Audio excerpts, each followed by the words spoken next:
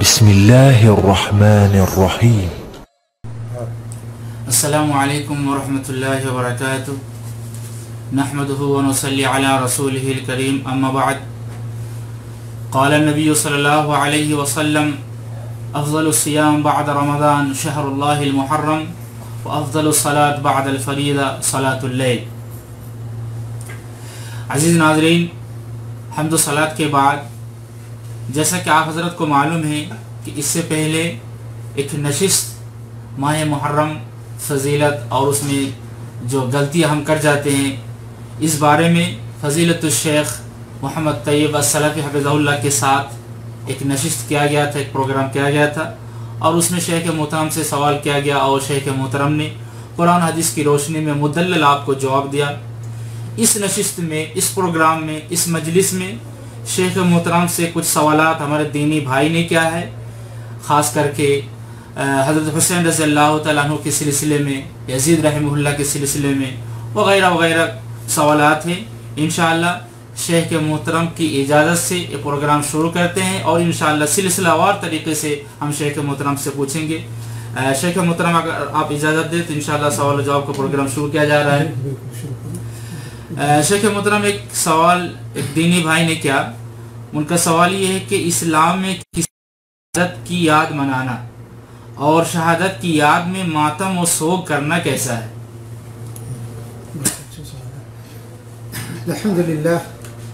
الحمدللہ رب العالمین وصلی وسلم علی نبینا محمد وعلی آلہ وصحبہ اجمعین وبعد.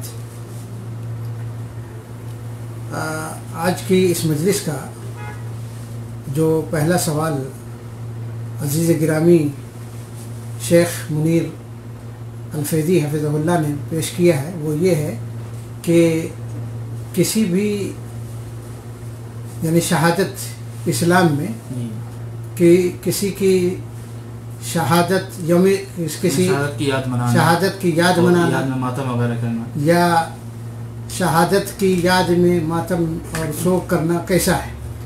تو اس سلسلے میں آپ کے سامنے یہ عرض کروں کہ اسلام میں کسی کی شہادت کی یاد منانا ہرگز جائز نہیں ہے. کسی نبی یا کسی ولی کے فوت ہونے یا شہید ہونے پر یاد منانا ہرگز جائز نہیں ہے. اگر یہ اسلام میں کسی کی شہادت کی یاد منائی جاتی تو خود نبی پاک صلی اللہ علیہ وسلم کی زندگی میں، آپ صلی اللہ علیہ وسلم کی زندگی میں کتنے صحابہ شہید ہو گئے. مثال کے طور پر بنیادی طور پر لے لیں کہ حضرت حمزہ رضی اللہ تعالیٰ عنہ جو سید الشہداء کہے جاتے ہیں، جنگ احد میں، میدان احد میں شہید کیے گئے اور بڑی بے دردی کے ساتھ ان کو شہید کیا گیا. ان کے کان ناک کاٹ دیے گئے، یعنی بے دردی کے ساتھ شہید کیے گئے حضرت حمزہ رضی اللہ تعالیٰ عنہ جو نبی کریم صلی اللہ علیہ وسلم کے چچا جان ہیں، امی محترم ہیں. اسی طریقے سے کبار صحابہ نبی علیہ الصلوۃ والسلام کی زندگی میں شہید ہوئے ہیں. مثال کے طور پر حضرت جعفر بن طیار، حضرت عبداللہ بن رواحہ. اسی طریقے سے پر کتنے 70 قراء کو شہید کیا گیا. اگر اسلام میں کسی کی شہادت کی یاد منائی جاتی تو خود نبی کریم صلی اللہ علیہ وسلم اور صحابہ کو جانے دی حضرت تعالیٰ عنہ کی شہادت کی یاد مناتی. عبداللہ بن جو رواحہ ہیں یا حضرت زید بن حارثہ ہیں یا جعفر طیار ہے، ان کی شہادت کی یاد منائی جاتی اور ان کے یوم شہادت کو یوم غم قرار دیا جاتا اور ان کی یاد میں ماتم و سوگ کیا جاتا. لیکن چونکہ ایسا اسلام میں جائز نہیں ہے، نبی کریم صلی اللہ علیہ وسلم نے خود نہیں کیا، اور آپ حضرات اس بات کو اچھی طرح سے جانتے ہیں کہ خود نبی کریم صلی اللہ علیہ وسلم کی زندگی میں دین اسلام کی تکمیل ہو گئی، دین اسلام مکمل کر دیا گیا. نبی علیہ الصلوۃ والسلام نے کسی کی شہادت کی یاد نہیں منائی، اور نبی کریم صلی اللہ علیہ وسلم کے دنیا سے رخصت ہو جانے کے بعد بھی اور بھی شہادتیں پیش آئی. مثال کے طور پر حضرت خلیفۃ المسلمین حضرت عمر بن خطاب رضی اللہ تعالیٰ عنہ کی شہادت کا واقعہ جو ہے معمولی ہے، عظیم شہادت کا واقعہ ہے. ان کو بھی بے دردی کے ساتھ شہید کیا گیا. حضرت عثمان غنی جو نبی کریم صلی اللہ علیہ وسلم کے دوہرے داماد ہیں، بڑی بے دردی اور بے رحمی کے ساتھ ان کو بھی شہید کیا گیا.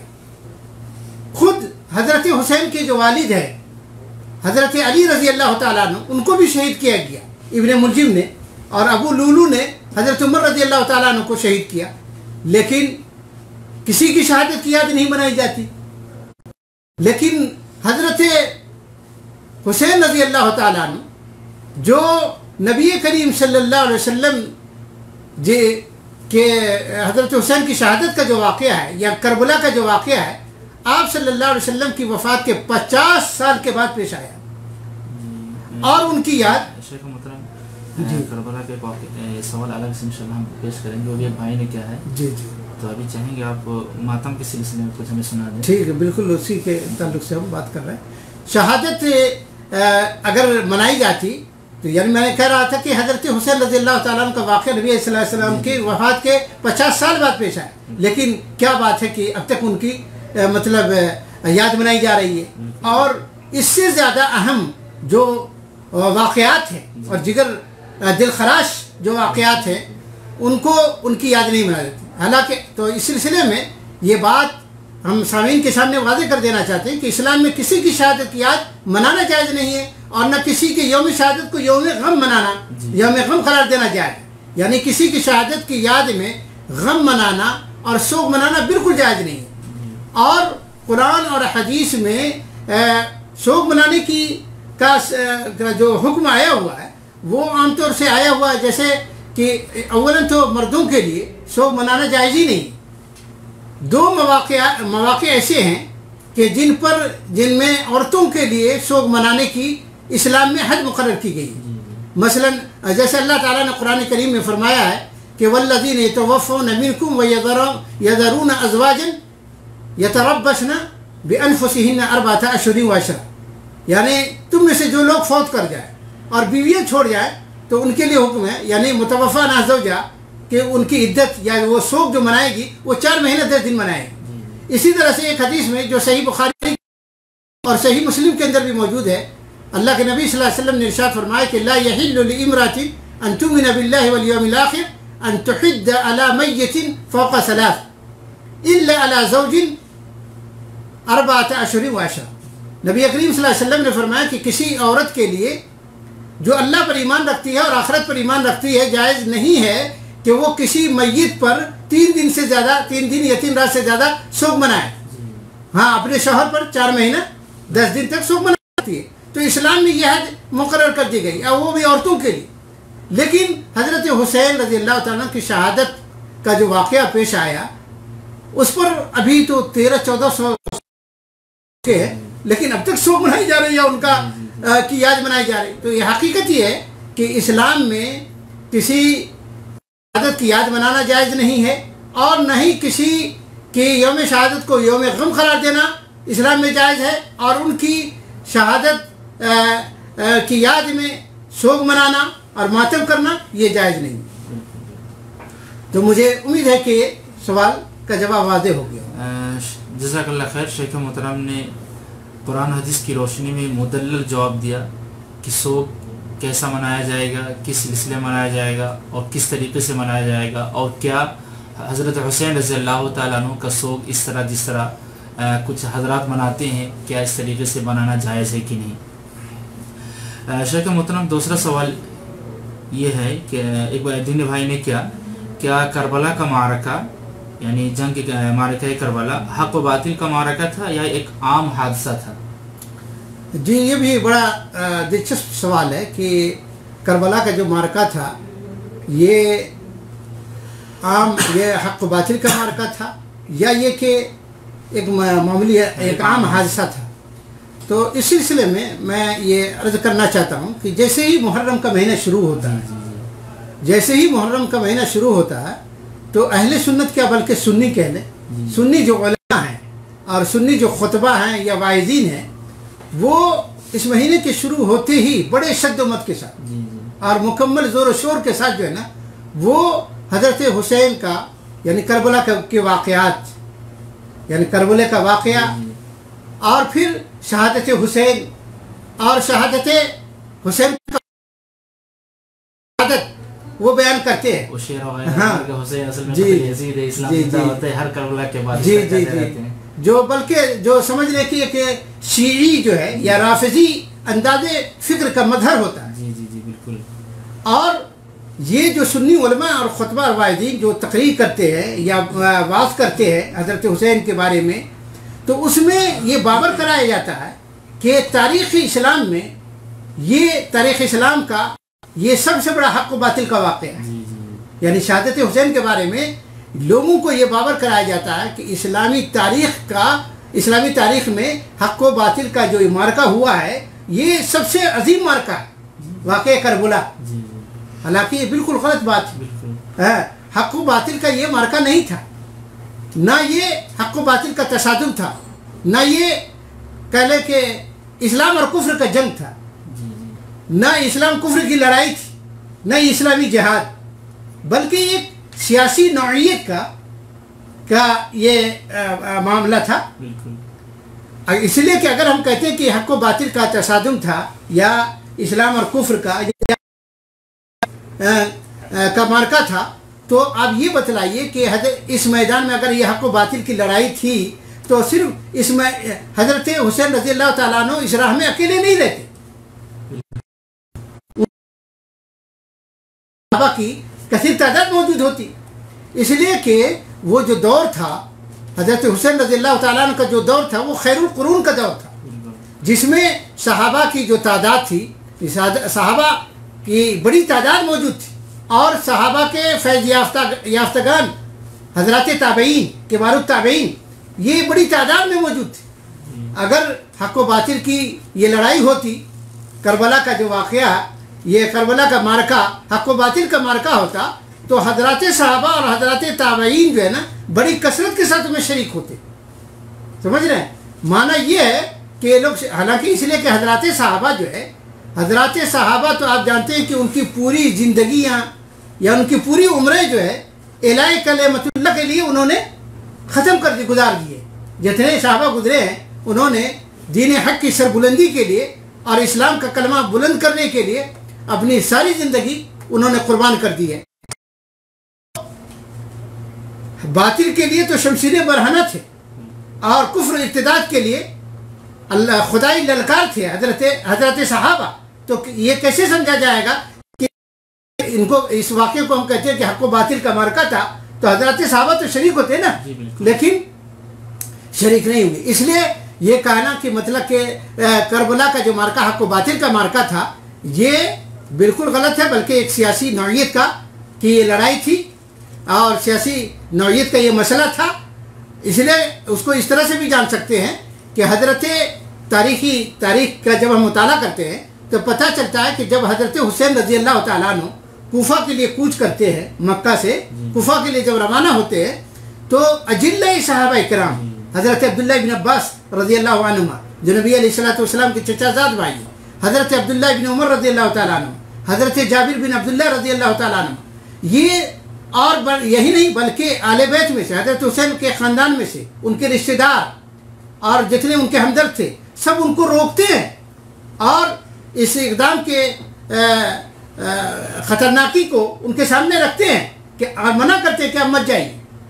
لیکن حضرت حسین رضی اللہ تعالیٰ عنہ نہ تو اپنے موقف پر کوئی دلیل پیش کرتے ہیں اور نہ ہی واپسی کا ارادہ ملتوی کرتے ہیں، بلکہ چلے جاتے ہیں. تو اگر ایسی بات ہوتی تو حضرت صحابہ بھی نہ جاتے. اگر اسلام اور کفر کی بات ہوتی تو بڑے بڑے صحابہ اس میں شریک ہو سکتے تھے. اور پھر راستے میں جب بالکل کوفہ کے قریب پہنچ گئے ہیں، مکہ سے کافی دور کوفہ کے قریب پہنچ گئے، تو ان کو خبر ملتی ہے، حضرت حسین رضی اللہ تعالیٰ عنہ کو خبر ملتی ہے کہ آپ کے چچا زاد بھائی مسلم بن عقیل، جن کو خود حضرت حسین رضی اللہ تعالیٰ عنہ نے کوفہ کے حالات معلوم کرنے کے لیے بھیجا تھا، پتہ چلتا ہے کہ ان کو قتل کر دیا کوفہ والوں نے. تو پھر اسی وقت جو ہے حضرت تاریخ میں آتا ہے حضرت حسین نے واپسی کا ارادہ کر لیا کہ ہمیں واپس ہو جانا ہے. اب یہ بتلائیے کہ اگر اسلام اور کفر کی جنگ ہوتی تو حضرت حسین رضی اللہ تعالیٰ واپسی کا ارادہ کرتے؟ وہاں تو لڑ جاتے نا. لیکن پھر کس لیے آگے بڑھے؟ اس لیے کہ مسلم بن عقیل کے بھائی وغیرہ بھی موجود تھے قافلے میں. انہوں نے جب پتہ چلا کہ ان کے بھائی کو مار دیا گیا تو ان کے بھائیوں نے کہا کہ ہم واپس نہیں ہوں گے, ہم اب بدلہ لیں گے ان سے تب ہی واپس ہوں گے, نہیں تو نہیں. تو پھر حضرت حسین نے کہا تو پھر میں جی کر کے کیا کروں گا, میں بھی تمہارے ساتھ جاؤں گا اور ان سے ان کا انتقام لوں گا. یہ کہہ کر کے آگے بڑھے. تو ابھی اس طرح کے اس بات کا اندازہ ہوتا ہے کہ اس کو مارکہ حق و باطل قرار دینا, کربلا کے واقعے کو اور کربلا کی جنگ کو مارکہ حق و باطل قرار دینا یا حق و باطل کا تصادم قرار دینا, یہ انتہائی غلط بات ہے. بلکہ یہ ایک سیاسی نوعیت کی لڑائی تھی اور مسئلہ تھا. اللہ تعالیٰ سے دعا ہے کہ اللہ تعالیٰ مسلمانوں کو نیک سمجھ کی توفیق عطا فرمائے. تو شیخ محترم نے معرکہ کربلا کا جو سلسلہ ہے, اس سلسلے میں جو ہم سنتے رہتے ہیں واعظین سے, تو شیخ محترم نے مدلل آپ کو کیا کہ صحابہ کرام کا موقف کیا تھا اور صحیح کیا ہے. تو شیخ محترم ایک تیسرا سوال ہے حسین رضی اللہ تعالیٰ عنہ کے سلسلے میں. ان کا سوال یہ ہے کہ حضرت حسین لکھنے اور کہنے کے بجائے امام حسین علیہ السلام لکھنا اور بولنا کس بات کی طرف اشارہ ہے؟ جی یہ بھی بہت اچھا سوال ہے. ہمارے ناظرین کو اور سامعین کو جو ہے نا بغور اسے بھی سننا چاہیے, کیونکہ آج جو ہے حضرت حسین رضی اللہ تعالیٰ عنہ کے بجائے عام طور سے جو ہے نا اہل سنت کی ایک کثیر تعداد, اکثریت جو ہے نا جو سنی حضرات, مطلب یہ مراد ہے میں سنی حضرات, یہ اہل سنت ہو ہی نہیں سکتے, لیکن یہ سنی حضرات کی اکثریت کہہ رہا ہوں. سنی حضرات کی اکثریت یہ کہتی ہے امام حسین علیہ السلام کہتی ہے, امام حسین علیہ السلام کہتی ہے, جبکہ ہونا چاہیے کہ حضرت حسین رضی اللہ عنہ یہ کہنا چاہیے. اور یہ اس بات کی طرف اشارہ ہے حضرت حسین رضی اللہ تعالیٰ عنہ کو حضرت کے بجائے یا بجائے امام علیہ السلام کہنا, امام حسین علیہ السلام کہنا, امام کا لفظ بڑھا دینا یا علیہ السلام کا بڑھا, یہ شیعت ہے, یہ رافضیت ہے. ورنہ ہم تمام حضرات صحابہ کے لیے, حضرات صحابہ کی عزت, اس کی تکریم اور اس کے احترام کے لیے ہم اہل سنت جو ہے وہ کیا رضی اللہ عنہ کا لفظ استعمال کرتے ہیں, حضرت استعمال کرتے ہیں اور آخر میں رضی اللہ عنہ کہتے ہیں. جیسے کہ ہم حضرت عمر فاروق, حضرت علی رضی اللہ تعالیٰ عنہ کہتے ہیں, حضرت عثمان. تو آپ دیکھیں کوئی نہیں کہتے, کوئی نہیں کہتے امام عمر کہتے ہیں, ہم نہیں کہتے, صرف ہم کہتے ہیں امام حسین علیہ السلام, صرف یہ نہ کہتے ہیں. تو یہ در حقیقت یہ شیعت کا اثر ہے, یہ شیعوں سے ہمارے اندر چلا آیا. در حقیقت اس میں شیعوں کے اس بنیادی عقیدے کی طرف اشارہ ہے. شیعوں کا ایک بنیادی مسئلہ امامت کا ہے, شیعوں کا ایک بنیادی مسئلہ کیا ہے, امامت کا ہے. وہ ان کا یہ عقیدہ ہے کہ ان کے جو امام ہیں نا وہ انبیاء کی طرح سے کیا ہے, معصومین ہیں, معصومین ہیں. یہ دیکھیے عقیدہ ان کی طرف اشارہ کہ انبیاء کی طرح ان کے ائمہ بھی جو ہے کیا ہے, معصومین ہیں. اور حضرت حسین رضی اللہ تعالیٰ عنہ کو وہ بھی ان کے جو 12 امام ہیں, ان 12 امام کیا کہتے ہیں, اہل سنت والجماعت کہتے ہیں کہ حضرت صحابی رسول ہے, معصوم نہیں ہے. حضرت انبیاء کی ذات معصوم ہوتی ہے, سمجھ رہے ہیں. تو اس لیے ہم یہ کہیں گے کہ حضرت حسین رضی اللہ تعالیٰ عنہ کہنا چاہیے, یعنی حضرات صحابہ کے لیے رضی اللہ عنہم کا لفظ استعمال ہونا چاہیے. علیہ الصلاۃ والسلام کے جو الفاظ ہے وہ حضرات انبیاء کے لیے ہے. لیکن اگر کوئی علیہ الصلاۃ والسلام کہے تو کوئی بات نہیں ہے, لیکن ہونا یہ چاہیے رضی اللہ عنہ کا استعمال, رضی اللہ عنہ کا لفظ استعمال کرنا چاہیے. اور امام تو خاص طور سے یہ بات آئی ہے در حقیقت شیعت کی طرف امام. اور اسی لیے دیکھیں آپ حضرت علی رضی اللہ تعالیٰ کو امام علی علیہ السلام نہیں کہتے, یہ صرف حضرت حسین علیہ السلام کو امام حسین علیہ السلام کہتے ہیں. تو در حقیقت یہ جو کلمات ہے حضرت حسین کے لیے امام علیہ السلام لکھنا, یہ در حقیقت شیعیت ہے. اور شیعت سے ہمارے اندر یہ سنیوں کے اندر یہ کلمہ, یہ الفاظ رائج ہو گئے. تو ہمیں اس کے کلمے سے چاہیے اور تمام صحابہ اکرام کے لیے ہمیں حضرت یا تعظیم کے لیے حضرت اور رضی اللہ عنہ کا لفظ استعمال کرنا چاہیے، یہی بہتر ہے اور درست۔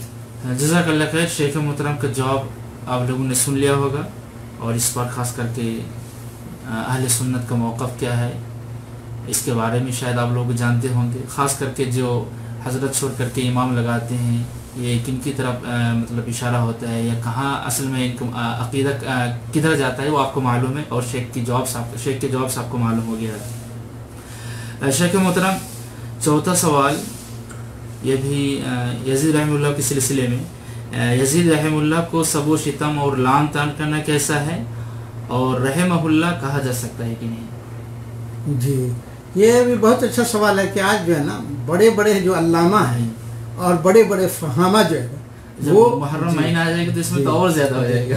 جیسے ہی محرم کا مہینہ شروع ہوتا ہے کہ یزید پر، یزید رحمہ اللہ ہم کہہ رہے ہیں، یزید رحمہ اللہ پر لعن و طعن کرنا شروع ہو جاتا ہے۔ ہاں لعنت کرنے میں کوئی حرج محسوس نہیں کرتے لوگ۔ میں نے کہا کہ بڑے بڑے بڑے علامہ جو سنی جو علماء ہیں، خطبہ ہیں اور واعظین ہیں، شیعہ جو واعظین وغیرہ ہیں، یہ سب لعن طعن برسانا شروع کر دیتے ہیں۔ حضرت علی، حضرت حسین، حضرت یزید کو برے الفاظ سے ان کو پکارتے ہیں، اور بلکہ یزید کو مطلب کہتے ہیں کہ فاسق تھا، فاجر، یعنی اب اس طرح کے جو خطاب، فاسق، فاجر، شرابی، زانی تک ایک سنی عالم نے لکھا ہے، ہندوستان کے بریلوی عالم ہے کوئی اعظمی صاحب، تو انہوں نے تو کہ شرابی تھا، زانی تھا، فاسق تھا، فاجر تھا، پلید تھا، یعنی اس طرح کے الفاظ لکھتے ہیں، یعنی لعنت کرنے میں کوئی حرج محسوس نہیں کرتے۔ جبکہ میں آپ کو بتلاؤں کہ یزید کے بارے میں جو علماء اہل سنت ہیں، سنی علماء نہیں، علماء اہل سنت کی جو جن کی علمی خدمات ہیں، انہوں نے وہ حضرات جو ہے نا یزید پر سب و شتم یعنی یزید پر لعن طعن کرنے سے روکتے ہیں، یزید پر لعن طعن سے روکتے ہیں۔ آخر حضرت یزید یعنی یزید علیہ الرحمہ کو کیوں برا بھلا کہا جاتا ہے، جبکہ علماء محققین کہتے ہیں کہ قتل حسین میں حضرت حسین رضی اللہ تعالیٰ عنہ کے قتل میں یزید کا نہیں تھا، قتل کرنے کا حکم دیا۔ کوفہ کا جو گورنر ہے ابن زیاد جو گورنر تھا اس وقت میں، اس نے اپنی مرضی سے قتل کروایا، اپنی مرضی سے لڑائی کی، لڑائی کا حکم بھی نہیں تھا، قتل کا حکم بھی نہیں دیا تھا۔ تو حضرت یعنی یزید علیہ الرحمہ نے حضرت حسین رضی اللہ تعالیٰ عنہ کے قتل کا حکم نہیں دیا تھا، اور نہ اس سے راضی تھے وہ کہ ان کو قتل کیا جائے۔ تو پھر کیوں لوگ حضرت یزید علیہ الرحمہ کو، یزید کو کیوں برا بھلا کہتے ہیں، جبکہ خود حضرت حسین رضی اللہ تعالیٰ عنہ کے جو بھائی ہیں محمد بن حنفیہ، ان کا بیان ہے کہ جب وہ شام میں لے جائے گئے، وہ شاید بچ گئے تھے یہ کیا، تو اس نے یزید کو دیکھا کہ وہ بڑا ان کے یہاں قیام کیا، یا اس موقع پہ تو کہا، ان کا بیان ہے محمد بن حنفیہ کا، جس کو صاحب البدایہ والنہایہ وغیرہ نے، ابن کثیر رحمہ اللہ دمشقی رحمہ اللہ نے تاریخ البدایہ والنہایہ کے اندر نقل کیا ہے، کہتے ہیں کہ ان کے قیام کیا تو یزید کو پکا نمازی اور دین سے دلچسپی اور دین سے لگاؤ رکھنے والا، اور اب ایسے شخص کو زانی کہنا، پلید کہنا، شرابی کہنا، فاسق کہنا، فاجر کہنا کتنی غلط بات ہے۔ اور پھر یہی نہیں، اور علماء محققین اس حدیث کی بنیاد پر بھی جو صحیح بخاری کے اندر مروی ہے، اس حدیث کی بنیاد پر بھی لوگوں کو یزید کو برا بھلا کہنے سے روکتے ہیں، جس حدیث میں یہ کہا گیا صحیح بخاری میں کہ نبی کریم صلی اللہ علیہ وسلم نے قسطنطنیہ کی جو جنگ ہوئی، قسطنطنیہ کے جنگ میں شرکت کرنے والوں سے متعلق، یا قسطنطنیہ کی لڑائی میں شرکت کرنے والوں کے لیے قسطنطنیہ کی لڑائی میں شرکت کرنے والوں کو نبی کریم صلی اللہ علیہ وسلم نے مغفرت کی بشارت دی، اور اس غزوہ قسطنطنیہ کا یعنی جنگی جو کمانڈر ہیں، قائد کون تھے؟ یزید رحمہ اللہ، यजीद साहबी नहीं है, किबार ताबीन में से है, लेकिन उनके वालिद खुद आप जानते हैं यजीद के वालिद कौन थे, हज़रत मुआविया रज़ियल्लाहु ताला अन्हु, जो बड़े कातिब वही हैं नबी करीम सल्लल्लाहु अलैहि वसल्लम, और साले भी हैं सुफियान के। तो इस तरह से मैं यानी यजीद के सिलसिले में तो ये बात आई हुई कि उस कुस्तुनतुनिया की जो लड़ाई हुई उसमें वो कमांडर थे। जब कमांडर है तो उसमें शिरकत करने वालों के मुतालिक जब नबी करीम सल्लल्लाहु अलैहि वसल्लम ने मग़फ़िरत की बशारत दी है तो उसके वो खुद कमांडर है, तो इस बुनियाद पर भी हज़रत यजीद अलैहिर्रहमा को यजीद को बुरा भला नहीं कहना चाहिए, यजीद पर लानतान नहीं करना चाहिए, समझ रहे। और वैसे भी एक मुसलमान के सिलसिले में एक मुसलमान के बारे में हुस्न ज़न रखना चाहिए, है कि नहीं। हमारे यहाँ कितने लोग बुराइयाँ करते हैं, हम उसको फासिक फाजिर मलून सब करते हैं, लानत भेजते हैं हर साल, हैं कितने लोग हैं हम, और जबकि ये सब इत्तेहामात है, उन चीज़ों से वो पाक थे, हैं इन चीज़ों से वो पाक थे। जैसा कि मैंने आपको एक तारीख़ी बयान सुनाया कि मोहम्मद बिन हनफिया जो सही हदीस आई हुई आप सल्लल्लाहु अलैहि वसल्लम ने, सही मुस्लिम में हदीस अल्लाह के रसूल सल्लल्लाहु अलैहि वसल्लम की, आपने फरमाया कि लैसा मिन्ना मन ज़रबल खुदूद, लैसा मिन्ना मन लतमल खुदूद, वो हम में से नहीं है, यानी इस्लाम ही नहीं, मुसलमान ही नहीं, वो हम में से नहीं है, हमारी शरीयत हमारे तरीक़े पर नहीं। लैसा मिन्ना मन लतमल खुदूद, जिसने अपने रुखसारों बनाना और फिर ये सब करना जायज़ होता तो उनके मतलब ख़ानदान वाले तो करते ना, वो सिलसिला चलाता ना, लेकिन कोई ऐसा नहीं, ये शिया हजरत कर रहे। तो अल्लाह ताला से दुआ है कि अल्लाह तबारक व तआला हम तमाम बिदआत से खुराफात से अल्लाह ताला हम बचाए। और मुहर्रम इस महीने जैसा कि मैंने पहले भी बतलाया कि महीना हुर्मत वाला महीना है, और इस महीने का तकादा है ये है कि जिस तरीके से अल्लाह ताला ने इस महीने को हुर्मत व अज़मत से नवाजा है, हम मुसलमानों को भी चाहिए कि इस महीने की ताज़ीम करें, इस महीने का एहतराम करें, इस महीने में कोई मासियत का काम ना करें, कोई बुराई का काम ना करें, कोई ऐसा काम ना करें जो इस महीने की हुर्मत की मुनाफी। अल्लाह ताला से दुआ है कि अल्लाह ताला मुझे भी और आप तमाम सामीन और नाज़रीन को समझने उस पर अमल करने की तौफीक अता फरमाए। आमीन आमीन। जज़ाकल्लाह खैर। अल्लाह ताला के फजल व करम से आज की नशिस्त, आज का प्रोग्राम अल्हम्दुलिल्लाह बहुत ही कामयाब रहा। जिन भाइयों ने सवाल किया, बेहतरीन सवाल किया, और शेख मोहतरम ने कुरान हदीस की रोशनी में बेहतरीन तरीके से इस सवालात का जवाब दिया। अल्लाह ताला शेख मोहतरम को जज़ाए खैर दे। अब जाते जाते सामीन हजरात को ये कहना ज़रूरी है